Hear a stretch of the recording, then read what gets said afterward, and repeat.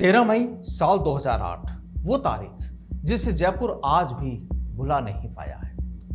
गुलाबी नगरी की रौनक या यूं कहें कि गुलाबी नगरी की फिजा उस शाम चीखों में बदल गई थी। सिर्फ 15 मिनट में सिलसिलेवार बम धमाकों ने पूरे शहर को दहला दिया था। हनुमान मंदिर से लेकर माणक चौक तक हर तरफ खून, अफरा तफरी और मौत का मंजर था। 71 बेगुनाह लोगों की जान चली गई, कई परिवार हमेशा के लिए उजड़ गए। 18 साल बाद भी जयपुर के जख्म ताजा हैं और अब जिंदा बम मामले में दोषियों को सजा मिलने के बाद एक बार फिर वो दर्दनाक कहानी चर्चा में है। देखिए हमारे रिपोर्टर प्रमोद कुमार की ये खास रिपोर्ट।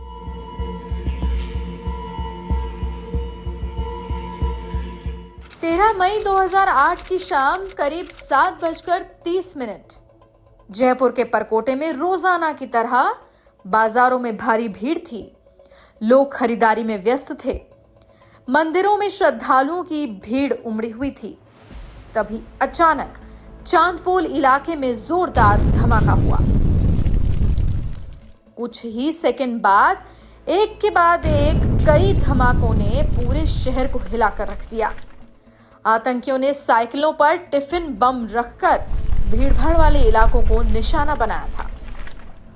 13 मई 2008 ये एक ऐसी तारीख है जो जयपुर वासियों के लिए एक काले अध्याय से कम नहीं है, क्योंकि 18 साल पहले यहाँ पर जयपुर के गुलाबी नगरी के परकोटे में करीब 8 से 9 सिलसिलेवार बम के धमाके हुए थे, जिसकी आज भी चीख लोगों के कानों में सुनाई देती है। तस्वीरों के माध्यम से मैं आपको दिखाना चाहूँगा, जयपुर गुलाबी नगरी के सांगानेरी गेट के पास ये मंदिर है हनुमान जी का। यहाँ पर जब बम का विस्फोट हुआ था तो तस्वीरों के माध्यम से आप देख पा रहे हैं कि किस तरह से आज भी जो निशान है वो मंदिर के यहाँ पर निशान देखे जा सकते हैं। और ये पूरा जो मंदिर है ये पूरा भयावह मंजर है। लोगों के कानों में आज भी उन बम धमाकों की जो गूंज है वो लगातार सुनाई देती है। लगातार इस तरह की जो तस्वीर है वो यहाँ पर नज़र आती है। और हमारे साथ खुद यहाँ पंडित जी हैं, इनसे हम बात करते हैं कि उस दिन किस तरह की घटना घटी थी और आने वाले समय के अंदर किस तरह का इसमें होने वाला है। लगातार जो लोग हैं, गुलाबी नगरी के लोग हैं, वो शांति प्रिय वातावरण में रहना पसंद करते हैं, लेकिन जिस तरह से 18 साल पहले जिस तरह से बम के धमाकों से पूरा जो परकोटा है वो दहल गया और करीब 75 लोगों की उसके अंदर मौत भी हुई, करीब 125 लोग घायल हुए। हमारे साथ खुद मंदिर के पुजारी हैं महंत, इनसे हम बात करते हैं कि किस तरह का वो मंजर रहा और आज उनकी जो चीख पुकार है लोगों की वो आज भी कानों में सुनाई देती है। पंडित जी महाराज, क्या उस समय दृश्य रहा? 7:20 पे ये बमकांड हुआ। आवाज़ धमाका हुआ बहुत तेज़ और चारों तरफ तपराप से भी मच गई। हमने भी एकदम देखा क्या हो गया, तो देखा तो बाहर तो वो बेचारे खून से लथपथ पड़े हैं। कोई कैसे पड़े, एक बेचारा पुलिस वाला वो तो वहीं बैठा था बेचारा, वहीं ख़त्म हो गया। ऐसे धीरे धीरे हवा हो गई तो बम विस्फोट हो, फिर आगे हुआ ना जैसे सीरियल, तो सब जगह ये पता पड़ गया जयपुर में तो बम ब्लास्ट हो गए। अब मैं पूछता हूँ कि उन गरीबों ने, उन अपराधियों, जो अपराध करने वाले उन्होंने क्या बिगाड़ा था जो उन्होंने ऐसी हरकत की जिसमें मैं मुख्य गवाह साहब उसमें। जयपुर हमेशा शांति प्रिय रहा है। यहाँ पर लोग जो प्रिय भाई बहनों के साथ बिल्कुल प्यार से रहते हैं। ऐसे में बम धमाके हुए, क्या सीख देंगे? सीख क्या देंगे, मेरे तो खुद का बयान था, मैं बोल रहा हूँ आपको, बयान देना कोर्ट में गया हूँ। मेरी उनसे बात हुई, उनके वकील ने मुझसे कहा, वो अपराधी खड़े थे कि साहब पंडित जी आप क्या बयान दे रहे हो, ये तो राजनीतिक बातें हैं। मैंने वकील साहब आपको ये शब्द बोलने पर शर्म आनी चाहिए। राजनीति की बात कर रहे हो आप? राजनीति का आदमी कोई मरता है तो हम मान लेते हैं इस बात को कि राजनीति की बात। अरे ये तो पब्लिक मरी है, पब्लिक मन का आम जन, उसने क्या बिगाड़ा था इनका ये बताओ आप। तो इसको राजनीति का रूप देने की कोशिश कर रहे हो। मैंने साहब खैर ठीक है, अब ये आप लोग ऐसे कर रहे हो है तो अच्छा नहीं है। अब सरकार इसमें क्या करेगी क्या नहीं करेगी तो वो जाने, अरे हमको तो हमारी ड्यूटी पूरी करनी है। मैं तो बयान दूंगा साहब मेरा पूरा। तो मैं तो कभी, मेरे को कभी किसी ने ये नहीं कहा कि आप प्रोटेक्शन के लिए क्या किया जाए, बताओ आप। ये है अब तक कोई प्रोडक्शन नहीं, कोई जागृति, ठीक है कोई जागृति कोई मैंने तो देखी नहीं उसके नाम से। अच्छा, मंदिर के पास में एक फूल बेचा करते, वो भी प्रसाद बेचते थे। उनके बेचारे पिता और पुत्र दोनों ही खत्म हो गए।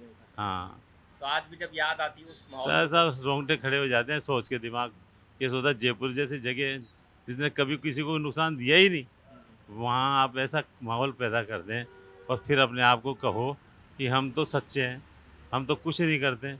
तो नहीं करते हो तो फिर अपने आप हो जाता है क्या कोई काम? फिर जाने सरकार भी क्या बरी और हो गए। देखो आप संकट की कैसी बात, ये अपराध हुआ कैसे फिर अगर बरी हो गए तो? अरे हुआ तो जिसने किया वो कहाँ है ये बताओ। पब्लिक तो पूछेगी नहीं बात, हमारे मन में तो उत्पन्न होती है ना, वो कहाँ गए जो जिन्होंने अपराध किया? तो या तो उनको पकड़ के बताओ, या फिर ये बरी हो रहे हैं तो आपकी कमजोरी से हो रहे बरी। नहीं, अभी इनको आजीवन कारावास की भी सजा मिली थी 2025-26 का। दूसरे में वो उस मामले में नहीं हुई है। आजीवन कारावास की सजा उनकी हुई है जो बम विस्फोट जो नहीं हुआ था रिफ्यूज, उसके मामले हुआ, बम रखने के मामले। उस मामले में नहीं हुई है कि इन्होंने बम विस्फोट किया, उसको लेकर नहीं हुई। उनको बरी कर दिया। सबसे भयावह धमाका चांदपोल बाजार स्थित हनुमान मंदिर के पास हुआ। मंदिर के बाहर बिखरे शव, घायल लोगों की चीखें और हर तरफ खून से लाल सड़कें। इस मंजर ने पूरे देश को झकझोर कर रख दिया। धमाकों में 71 लोगों की मौत हुई, जबकि 125 से ज्यादा लोग घायल हुए। हमले में 2 पुलिसकर्मी भी शहीद हुए थे। ब्लास्ट के बाद शहर में दहशत का ऐसा माहौल था कि लोग अपनों को ढूंढते हुए अस्पतालों में भटकते रहे। जयपुर को छोटी काशी के नाम से जाना जाता है। जयपुर परकोटे के अंदर चारों तरफ मंदिर मंदिर है। 13 मई 2008 को जो बम के धमाके हुए, करीब 8 से 9 धमाके हुए, उस दौरान पूरे जयपुर परकोटे में अशांति फैल गई। चांदपोल हनुमान मंदिर का मैं आपको दर्शन दिखाना चाहूँगा। ये जो मंदिर है इसके पास में ही यहाँ पर बम के धमाके हुए, और सबसे भयावह जो तस्वीर है वो चांदपोल हनुमान मंदिर की यहाँ पर रही है। सबसे खतरनाक जो हुआ, यहाँ पर करीब 75 लोगों को मौत के ग्रास में गए और 125 लोगों घायल हो गए। ये तस्वीरों के माध्यम से देख पा रहे हैं, ये उसी समय के निशान हैं छर्रों के जो बम के अंदर रखे हुए थे, और उन्हीं के जो निशान हैं आज ये जयपुर विद्युत वितरण निगम लिमिटेड का ये बक्सा है, ये बयां कर रहे हैं। ये भयावह जो तस्वीर है परकोटी की आज भी यहाँ पर मौजूद है, किस तरह से उनके जख्म है। यहाँ स्थानीय जो दुकानदार, इनसे भी हम बात करते हैं कि किस तरह का उस समय मंजर रहा। भयावह जो तस्वीर है सबसे ज़्यादा वो यहाँ पर रही। हमारे साथी इनसे हम बात करते हैं। सर, क्या नाम है आपका? देवी सिंह। कहाँ पे दुकान थी आपकी? मैं बड़ी चौपड़ पेपर बांटता था। अच्छा। शाम के न्यूज़ पेपर बांटता था। क्या उस हुआ था? टाइम घर जाके वापस आ रहा था, पेपर बांट के घर आ रहा था, तो बड़ी चौपड़ पे आमेर की बस लगती है जिस जगह धमाका हुआ था। उस टाइम मेरा गुर्दा फट गया, छर्रा लगा। ये देखो सर, निशान दिखाओ। देखिए, आप तस्वीरों के माध्यम से देख सकते हैं 13 मई 2008 के जो जख्म हैं करीब 18 साल बाद, वो भी आज यहाँ पर मौजूद है। और आज जब ये मंजर याद कर रहे हैं तो आप देख रहे हैं इनके जो रोंगटे हैं वो भी खड़े हो गए हैं। तो ऐसे में 18 साल बाद भी परकोटे के अंदर जब उस भयावह तस्वीर को लोग याद करते हैं तो कहीं ना कहीं सहज जाते हैं कि वास्तव में इतना खतरनाक वो बम के धमाके रहे हैं। ऐसे में लोग आज भी डरे हुए हैं यहाँ पर है। सर, क्या नाम है आपका? अलके कहाँ पे दुकान है आपकी? दुकान यही है, नौकरी करता हूँ मैं तो। अच्छा, किस तरह का मंजर रहा उस समय? उस देखने में जो है दिल दहलाने वाला मंजर था। देखते ही जो है चक्कर आने लगे, चीख पुकार चारों तरफ। और आज भी वो सीन याद आ जाता है तो आज भी शरीर कांप जाता है, जो है कब कभी चालू हो जाती है, वो मंजर याद आ जाता है जब भी। तो काफ़ी खून खून खून चारों तरफ खून फैला हुआ था, लाशें पड़ी हुई थी।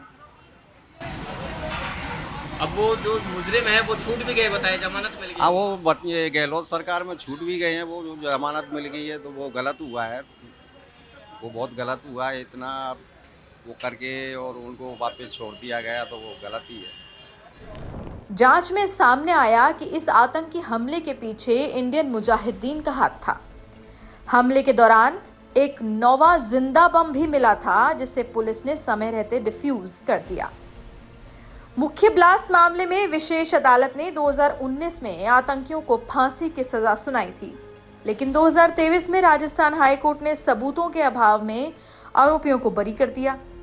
इसके बाद एटीएस ने जिंदा बम मामले में नए गवाहों और सबूतों के साथ सप्लीमेंट्री चार्जशीट पेश की, जिस पर सुनवाई करते हुए अदालत ने 4 आतंकियों को दोषी मानते हुए आजीवन कारावास की सजा सुनाई। ये रोंगटे खड़े हो गए यूट्यूब पे, जैसे ये है ऐसे घूम करके वहाँ तक मंदिर तक चले गए, वो जाली है ना, वहाँ तक चले गए। यहाँ भी मंडोर में देखो आप, बोलते जाओ। हाँ, वहाँ ये भी, और यहाँ भी ये भी अभी बक्सा अभी तक निशान। और 6 mm के जो छर्रे थे, छर्रे थे, कीले थी वगैरह, ऐसे विस्फोट हो रही। क्योंकि मतलब आप ये देखो कि गर्दन का कट गई, इतना भयान में, और मतलब वह मैं मान लो कि आप देखोगे ना तो आपका रोंगटे खड़े हो जाएंगे और दिल पसीज जाएगा कि यार ऐसे आदमियों को सजाएं मिलनी चाहिए। उस समय क्या कर रहे थे आप? मैं यहाँ गले पे अच्छा, यहाँ खड़ा था, मैं ये गले पे खड़े थे। यहाँ खड़ा था, मैं ठीक है। यहाँ खड़ा था। फिर यहाँ से उठ करके भैया आ गया, तो उसको वो चाय पीने के लिए यहाँ चाय पी करके वापस ऐसे खड़ा हुआ, जितनी देर में बम ब्लास्ट हुआ। आपकी दुकान के नीचे 5 लोग मारे गए उस समय। 5, हलवाई भी था आपका? एक हलवाई था, एक दूध वाला था, एक वो राधेश्याम कंडक्टर था इसमें डिलक्स डिपो में, वो भी खत्म हुआ, यादव। और वो 3 बार उसको भेजा, और 3 बार दूध वाले को भेजा, और वो हलवाई को भी भेजा। पैसे भी थे, तनख्वाह वगैरह से रोज डेली बेसिस में था। आप खुद हॉस्पिटल पहुंचा के आए? मैं पहुंचा के आया लास्ट में, जब सबसे लास्ट में मैं गया था। GTV पे और स्टार TV पे मेरी फोटो है। अच्छा, सरकार के द्वारा भी पैरवी कम की गई, उन्हें जमानत मिल गई, क्या कहना है? अब क्या बताएं साहब, अब ये तो गवर्नमेंट, ये जज साहब का जजमेंट है। अब वो क्या करते हैं, वकीलों का क्या है क्या नहीं है, जो हालात थे वो मैंने बता दिए थे। आज भी रोंगटे खड़े हो जाते हैं? आज भी रोंगटे खड़े हो जाते हैं। 18 साल बीत चुके हैं, लेकिन जयपुर आज भी उस दर्दनाक शाम को याद कर सहम उठता है। वो धमाके सिर्फ लोगों की जान नहीं ले गए, बल्कि हजारों परिवारों की खुशियां छिन गई। आज भी चांदपोल, सांगानेरी गेट और माणक चौक की गलियों में उस दर्द की गूंज सुनाई देती है। जयपुर ब्लास्ट देश के इतिहास का वो काला अध्याय है जिसे कभी भुलाया नहीं जा सकता।